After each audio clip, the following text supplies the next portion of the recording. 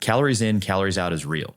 A calorie is a unit, the same way that a second is a unit and an inch is a unit. And you can no more argue that calories in, calories out isn't real than you can argue that an inch is shorter than it is. That part is settled. The people who tell you that it's not really about calories are usually onto something real, but they draw the wrong conclusion from it. Now, last episode, we went after willpower, and we said something that made a lot of you mad. We said that the equation is true and close to useless as advice because your body defends its weight below your awareness, and telling someone to just eat less and move more is like reading them the final score and calling it a game plan. A lot of you nodded along, and plenty of you wrote back with the opposite complaint. You didn't think that the equation was useless. You thought it was wrong. It's not calories. You said, it's my insulin, my thyroid, my cortisol, my wrecked metabolism. It's the kind of food, not the amount. So today, we're going to take that seriously, and we put every one of those on the table and test it. You know the guy that I'm talking about. He's in the comments under every before and after photo. He's done his own research, and he already knows that, for a fact, your weight has nothing to do with how much you eat. We're going to keep running into him today because the thing about that guy is that he's not stupid, and he's not entirely wrong. He's just wrong about the exact part that he's loudest about. Here's the whole episode in a sentence so you can hold on to it the entire way through. Every one of these theories is pointing at something real, and every one of them turns out to be a hand on one of the levers that moves the calories in or the calories out. Sometimes both. Not one of them, though, is a hole in the equation. I'm Dr. Jordan Feigenbaum, and this is the Barbell Medicine Podcast.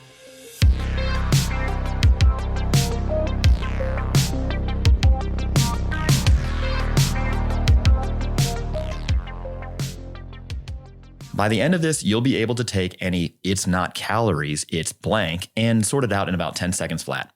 Real or oversold, and which lever it's pulling. And I'm going to leave you with one thing that should end the insulin argument for good. There's a class of drug, the one that it feels like everyone you know is on right now, that works partly by prompting your pancreas to release more insulin. And despite that, it produces the biggest weight loss of any obesity drug we've ever approved. Keep that one in mind because we're going to keep coming back to it. Now, the law underneath all of this is just thermodynamics. The change in the energy you've got stored equals the energy you take in, minus the energy that you burn. You don't gain weight without an energy surplus, and you don't lose weight without an energy deficit or calorie deficit. And here's what gets lost with all the shouting. The low-carb researchers agree with that. David Ludwig agrees with that. Gary Taubes agrees with it. Nobody credible in this fight is arguing with the first law of thermodynamics. They're arguing about what sets the two sides of it, which is a completely different argument. And the two sides are not simple numbers. Take the burn side, the thing that people call their metabolism. You probably picture a single number you could look up, like your height. It's really three things stacked together. Most of it, roughly 60%, is just the cost of being alive. Running your heart, your brain, your kidneys, keeping you at a normal temperature, all of it just to keep the lights on while you sit there and do nothing. Then about 10% is the energy it takes to digest the food that you eat. And the last 30% or so is movement. And most of that movement isn't the gym. It's all incidental, shifting and pacing, twitching, fidgeting, standing, and doing all of that all day. And it turns that dial up or down without asking your permission. Now, that last little piece is important. The part where your body adjusts the burn on its own without telling you, because it comes back in about 5 minutes and it does a lot of work. And this is the whole reason for the episode. Both sides of the equation, the in and the out, are outputs of a control system. They aren't knobs that you set by hand. Last episode, we drew one conclusion out of that. Willpower is a weak lever for weight loss. And today, we're going to draw a different one. Every single "it's not calories" theory that you've ever heard is a claim about that control system. And every one of them lives inside the equation, not outside of it. So let's take the four big ones, roughly in the order that you hear them the most, starting with the one about the burn. The first claim, the burn side is broken. My metabolism crashed, so the math doesn't apply to me. Now, there are two versions of this, and the data say they're mostly wrong, and the correct version is more useful than the myth anyway. Version 1 is that your metabolism falls off a cliff when you hit 40, present company included. Everybody believes this. Your metabolism didn't get the memo, though. There's a study from 2021 published in Science that pulled the best measurements we have on more than 6,000 people aged 8 days old to 95 years old. They used doubly labeled water, which is the gold standard for measuring how many calories you actually burn out in the real world, not hooked up to a machine in the lab. Here's how it works. You drink water that's tagged with a harmless, traceable marker, and then they measure how fast you flush that marker back out. The faster you clear it, the more energy you're burning. You can picture watching dyed water drain out of a tank and then timing it. Adjust for body size, and here's what they found. Your burn is pretty much flat from age 20 to age 60, not slowly declining, flat. It doesn't even start to drop until about 63, and when it finally does, it goes down less than 1% a year. Pregnancy doesn't spike it, your 40s didn't tank it, but there is a caveat. This is a lot of different people measured at different ages, not the same person tracked for 40 years straight, but it is an enormous, consistent picture, and there's no cliff in it anywhere near midlife. The metabolism you're blaming, or somebody else is blaming, is running about the same as it did when you were in your 20s. Now, version 2 of this story is the serious one because this one's real. When you lose weight, your metabolism does go down by more than the smaller body accounts for. We talked about that in the last episode, so I'm not going to do it again. But what I want to do is put a real number on it because the number is exactly where people go off the rails. In an ordinary person who loses about 10% of their body weight, the drop in their resting burn or calorie expenditure beyond what you've already predict from just carrying around less body mass runs somewhere around 70 to 130 calories a day. Researchers had people cut their food in half for 3 weeks. They lost about 6 kilos. The resting burn dropped 260 calories a day on average, which sounds enormous. But when the researchers backed out the part that was due to simply having a smaller body to run, the true extra adaptation, the part that's actually your metabolism slowing down, was about 72 calories a day. You've probably heard a much scarier number than that, 300, 400 calories a day. Now that's real too, but it's not what you think. 85 to 90% of that bigger number isn't your organs powering down or your body suddenly set shifting to produce less of a demand on your metabolism. It's that you move more efficiently.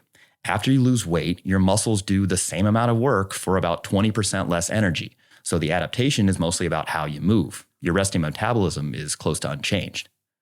And this next one sets up the rest of the episode. There's a study where women ate 1,000 calories a day and lost less than half the weight the math said that they should. Sounds like proof that metabolism has cheated them. But when researchers took the gap apart, only about a third of it was metabolic adaptation. Half of it was that they ate more than what they wrote down. The metabolism took the blame for what the food diary was hiding. So let's put this whole thing together. Adaptation is real. It's also bounded. It's a couple hundred calories at the far extreme. Most of that is just efficient movement, and it never once flips the sign of the equation. Nobody in any of these studies ate in a deficit and gained fat. Your metabolism is not the reason that the math stopped working for you because it didn't stop working at all. Our guy in the comments has already moved on, by the way. He's done blaming metabolism and now he's on to hormones. Okay, the second claim, but it's really 4 wrapped into one. It's my thyroid hormone, cortisol, PCOS, now renamed PMOS, or it's menopause. Now, every one of these has real physiology, but not one of them is why somebody is carrying around an extra 40 pounds. Well, at least not due to the hormones. Let's take them one at a time because the details matter. Thyroid first, because it's the most common one, and there's a twist in it that most people haven't ever heard about. A genuinely underactive thyroid, real hypothyroidism, does lower your metabolic rate. That part's true. But most of the weight it puts on is water weight, not fat mass. When your thyroid hormone drops, your tissues start accumulating these big water-hungry molecules. And at the same time, your kidneys get worse at clearing free water, so you retain salt and fluid all over. That waterlogged state has a name. It's called myxedema at an extreme. So when you finally treat the thyroid, most of the weight that comes off is you letting go of that water.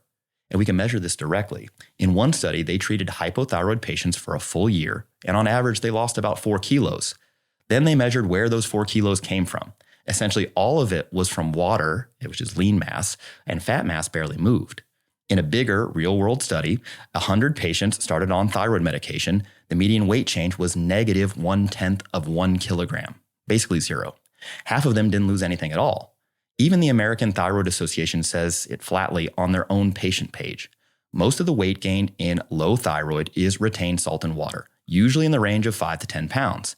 And treating it brings you back to the weight you were before, not to some lower number. So a real thyroid problem can add you a few pounds, but most of it's fluid. It doesn't build obesity, and fixing it corrects the water, not really the calorie math. Cortisol is next, the stress hormone, which the internet is absolutely certain is quietly making everyone fat. In people who don't have Cushing syndrome, which is a fortunately rare and genuinely dramatic disease of far too much cortisol, the everyday version of this claim is weak and it may even run partly backwards. The biggest analysis we have pooled long-term cortisol measured in people's hair across more than 26,000 subjects, and the correlation at body mass index came out at about 1/10. Let me translate that, because a correlation of 0.1 means nothing on its own. It means that cortisol explained roughly 1% of why people differ in body size. 1%. And blood and urine cortisol did even less than that.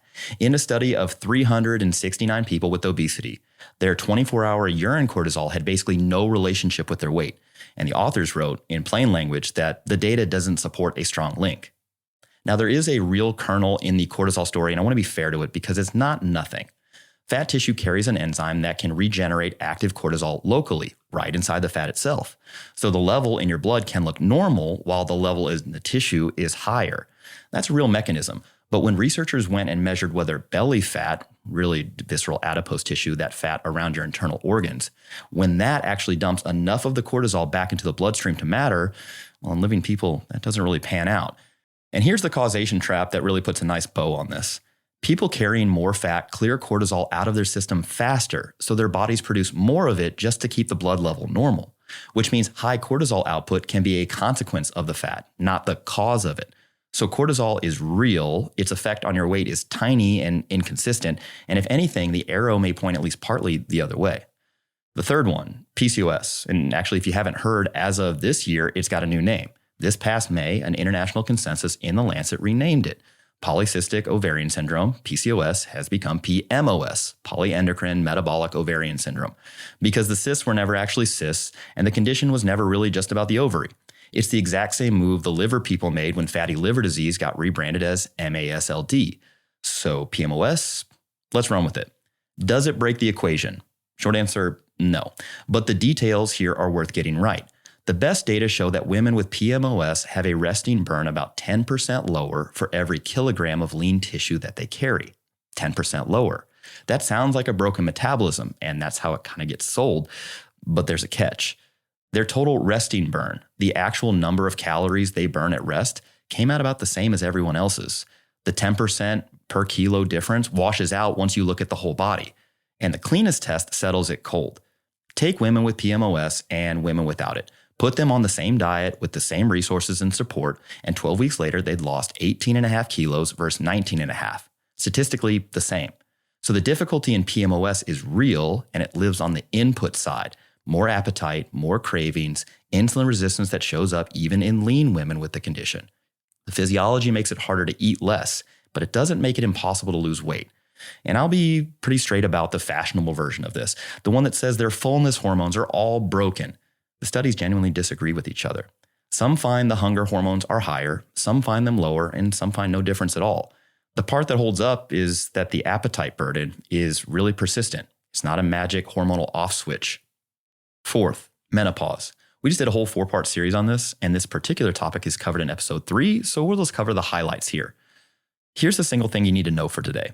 The best study we have followed about 3,000 women across their actual menopause transition with yearly body scans for over a decade. Menopause itself, the hormonal change on its own, added about 1.5 kilos of body fat over the 3.5 years around the final menstrual period. 1.5 kilos. Meanwhile, the average woman gains 10 to 15 kilos between ages 30 and age 60.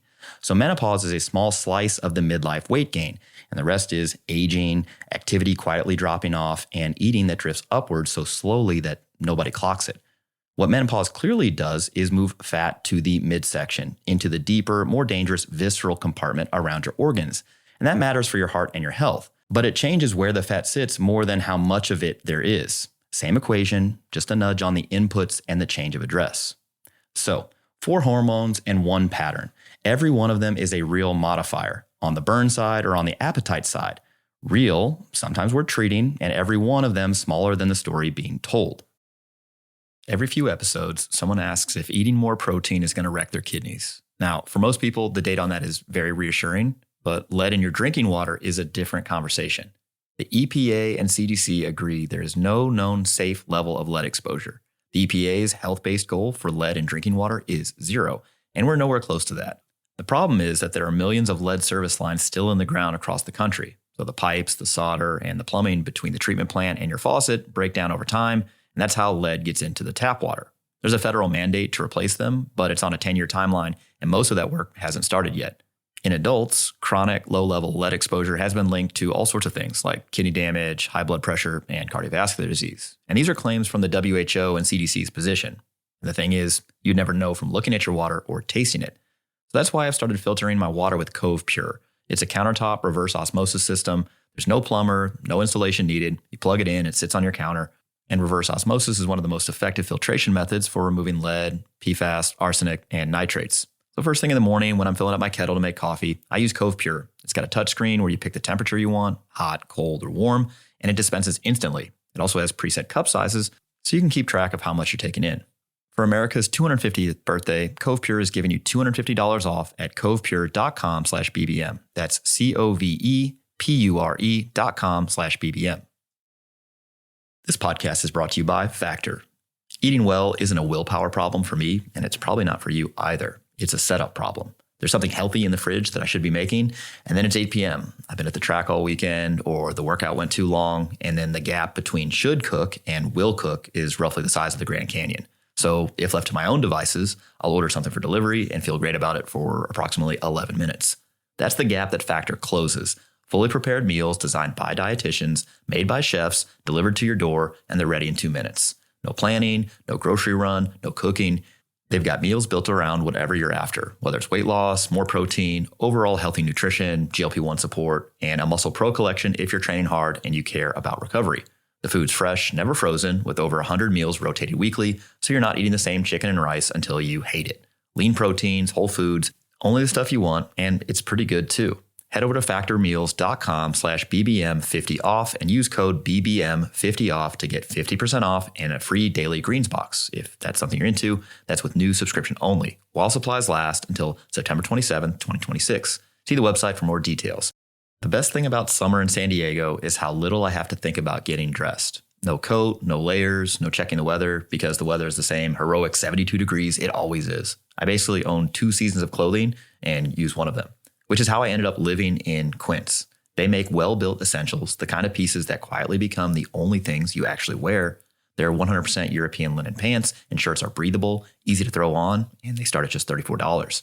The t-shirts are soft enough to wear all day, and the lightweight cotton sweaters are what you want when a summer night finally cools off. And everything's priced 50 to 80% less than similar brands because they work directly with ethical factories and they cut out the middlemen. So you're paying for the quality and not somebody's logo or marketing campaign. And it's not just clothing anymore. Quince has turned into my go-to since I moved into a new home, and they've got travel stuff as well. I use this, and you should too.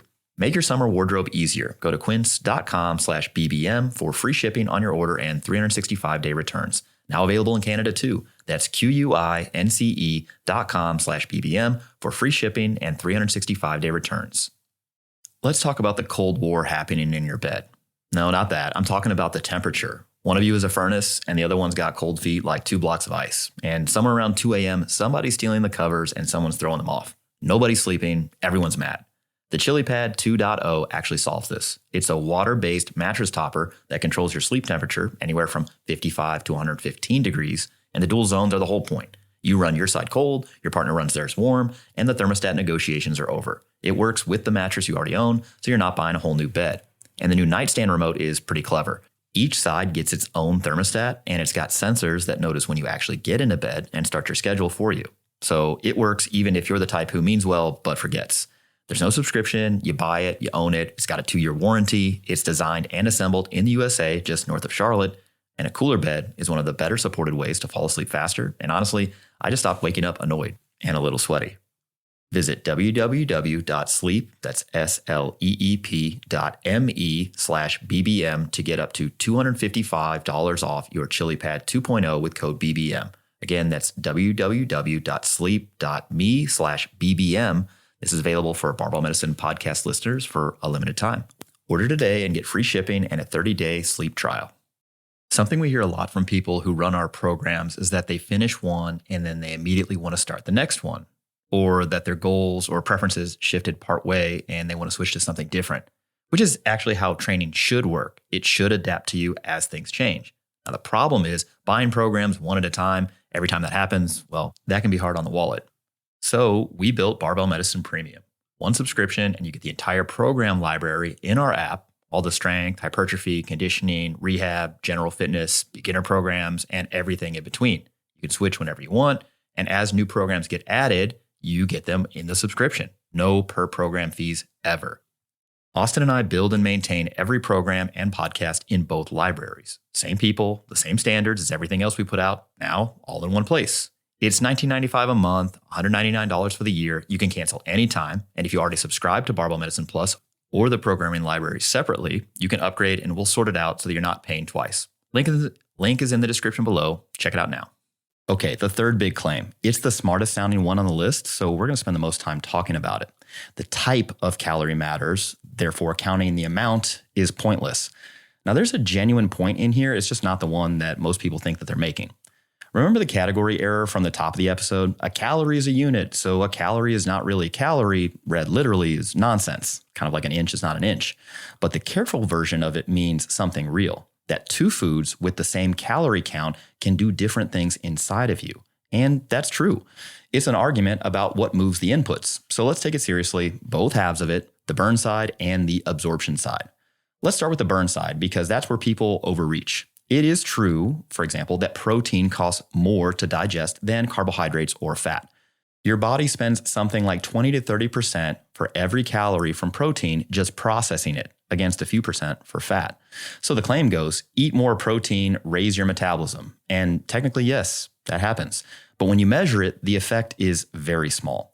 If you put people in a metabolic chamber where you can measure every calorie that they burn and swing their protein intake up 2 or 3 times how much they were previously eating, their total daily burn barely moves. At borderline 50 to 80 calories because their movement quietly drifts down to compensate. Protein's real value is not that thermic rounding error, the thermic effect of food. And we're going to do an entire episode on protein, so I'll give you the short version here and save the rest for that one. Protein earns its keep when it comes to reducing your dietary intake. It does tend to keep you fuller to some extent, but more importantly, it crowds the higher calorie food off of your plate. Now, whether the benefit is mostly from the fullness, like most people say, or really displacing the food, which less people say, my read of the literature is mostly from displacing the other higher calorie food. But we're going to cover this in detail on the protein episode. Now, here's the best test, in my opinion, of whether the type of calorie is what decides how much fat you're carrying.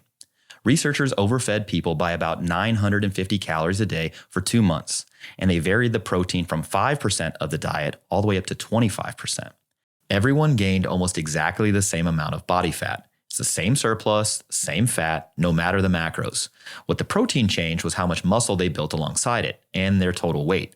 So the size of that surplus decided the fat. The protein decided how much muscle came with it, but even that's in contention because the way they tested muscle, there's some error bars there. Now the underrated part, and it's where a calorie is not a calorie, is quietly correct.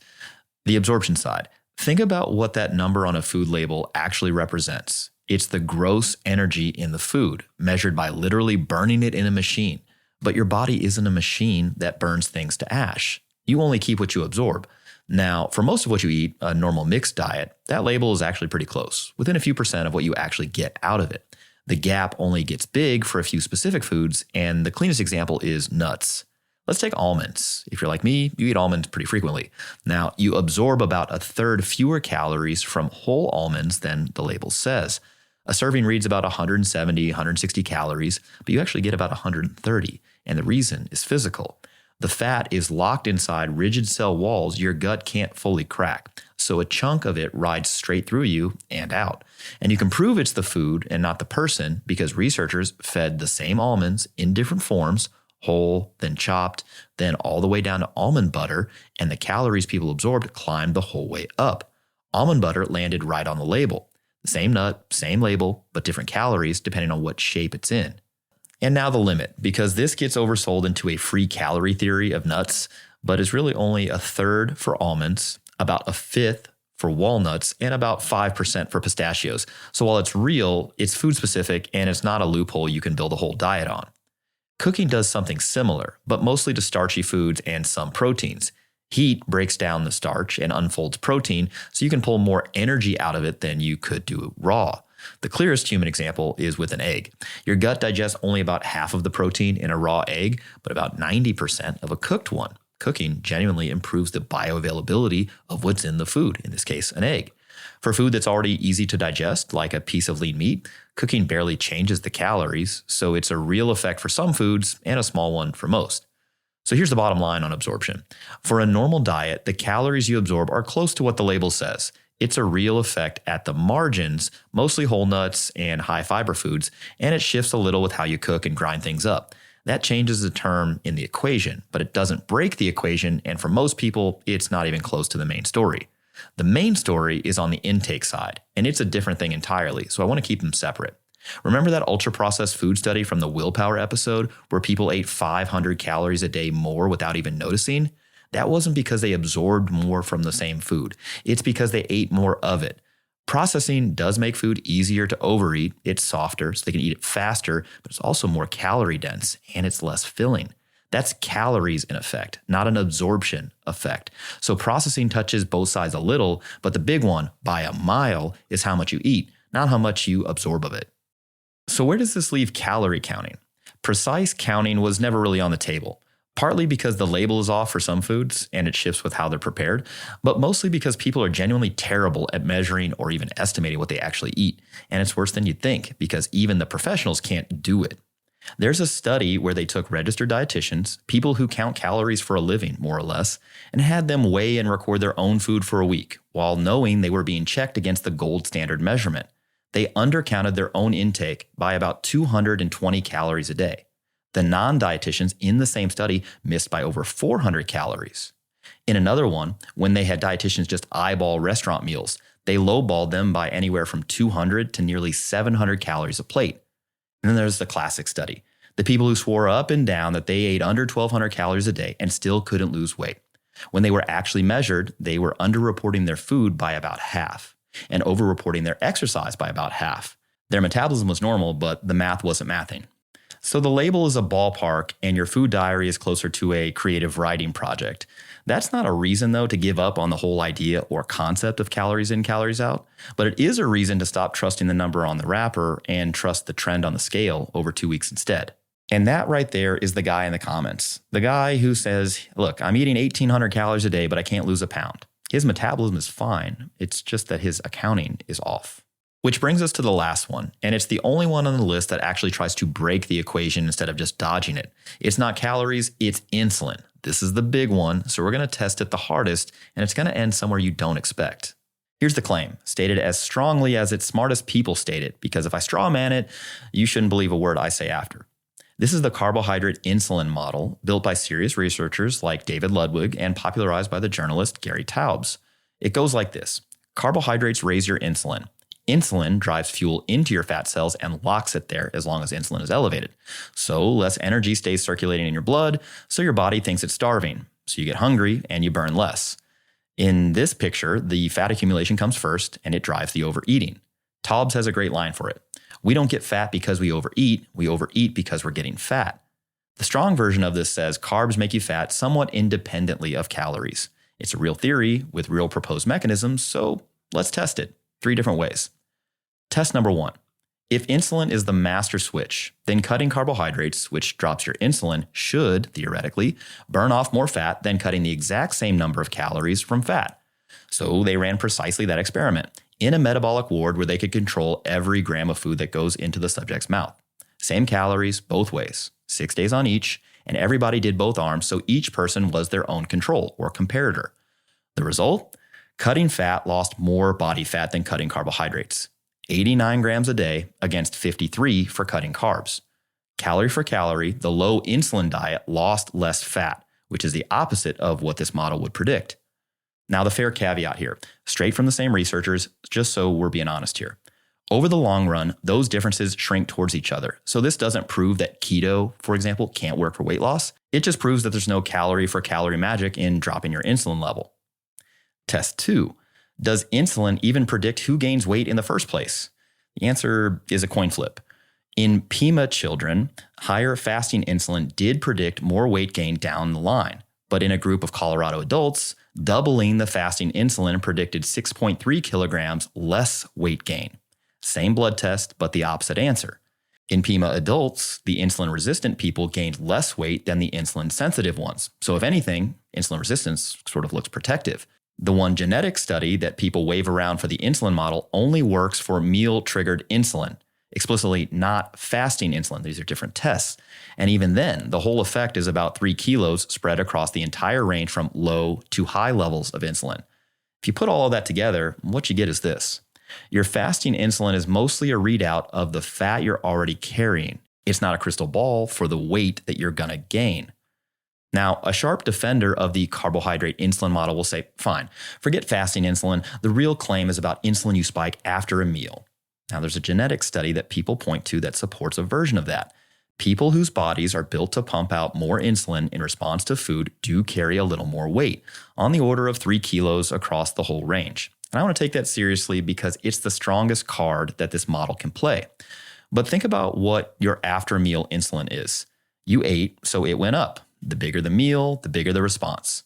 Carbohydrates drives the biggest spike, protein, a smaller one, and fat barely moves it. But the headline is that insulin after a meal is mostly a measure of how much food just showed up.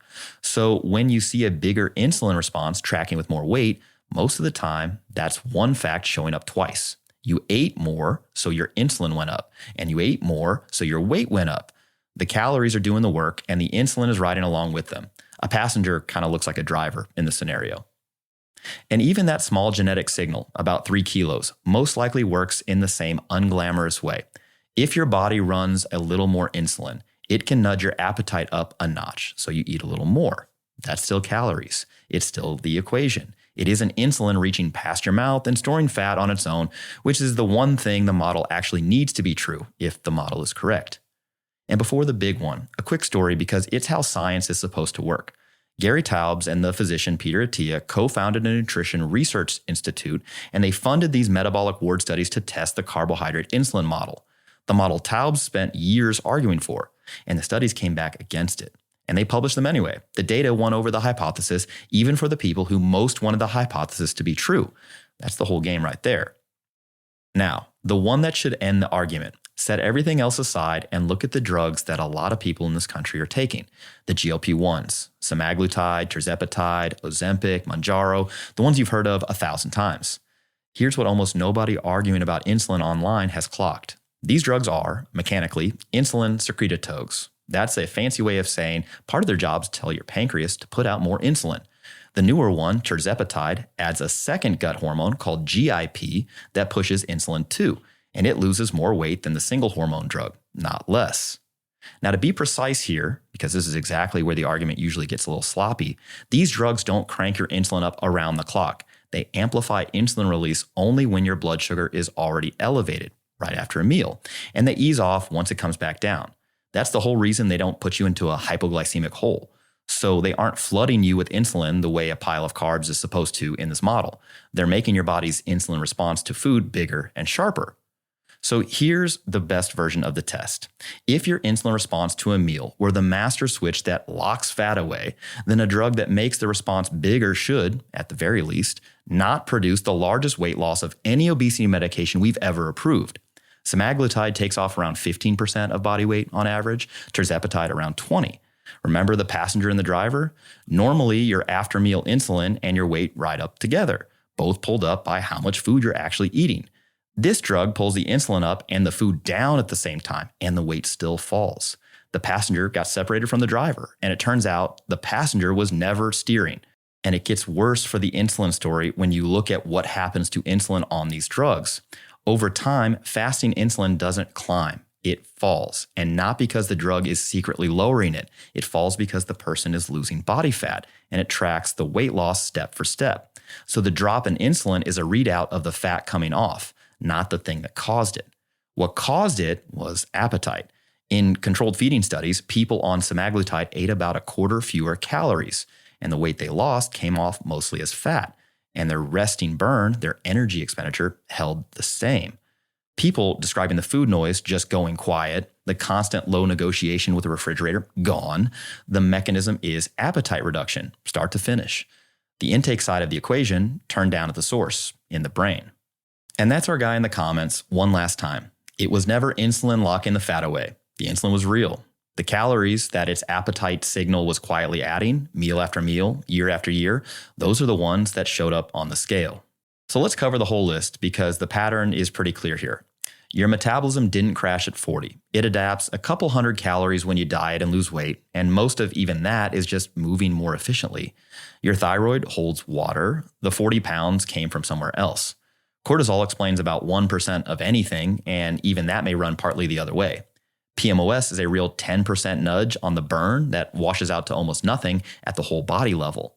And the type of food changes how much you absorb and how much you eat, which is real, but it is still calories. And insulin, the one that tried the hardest to break the equation, turns out to be so far from the master switch that the drugs which crank up your insulin response to a meal are some of the best weight loss tools we've ever built. Every one of those objections was pointing at something real, and every single one of them was a hand on a lever, not a hole in the equation. The it's not calories, it's blank gets the blank right, but the not wrong every single time. The insulin is real, the cortisol, the thyroid, all real. They do their work by changing how much you eat and or how much you burn. And that's still calories in, calories out. The equation is not the right thing to argue with. The whole game is what's pushing on the two sides of it, or one over the other. And almost none of that pushing is under your conscious control, which is exactly what we told you last week. So what do you actually do with that? If the inputs aren't a matter of willpower, then you change what you're working with instead of just gritting your teeth against it. More protein and more fiber, so the fullness comes cheaper. Get the stuff you overeat out of the house, so the decision is already made before you're standing in the kitchen at 9 at night. Sleep, because tired people eat more and they don't feel those satiety or fullness signals as early after a meal.